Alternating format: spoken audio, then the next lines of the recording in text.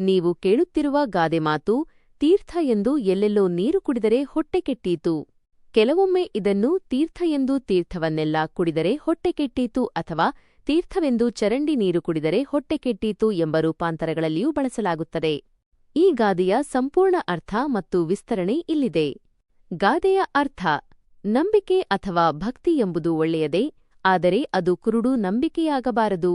ಯಾವುದನ್ನೇ ಆಗಲಿ ವಿವೇಚನೆ ಇಲ್ಲದೆ ಸ್ವೀಕರಿಸಿದರೆ ಅದರಿಂದ ನಷ್ಟವಾಗುವುದು ನಮಗೆ ಎಂಬುದು ಈ ಗಾದೆಯ ಸಾರಾಂಶ. ಗಾದೆಯ ವಿಸ್ತರಣೆ: ವಿವೇಚನೆ ಅಗತ್ಯ.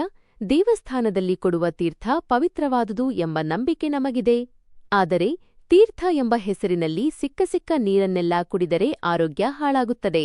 ಹಾಗೆಯೇ ಜೀವನದಲ್ಲಿ ಯಾರೋ ಹೇಳಿದ ಮಾತುಗಳನ್ನು ಅಥವಾ ಕಂಡಿದ್ದನ್ನೆಲ್ಲ ಸತ್ಯವೆಂದು ನಂಬಿ ಅನುಸರಿಸಿದರೆ ಸಂಕಷ್ಟಕ್ಕೆ ಸಿಲುಕಬೇಕಾಗುತ್ತದೆ.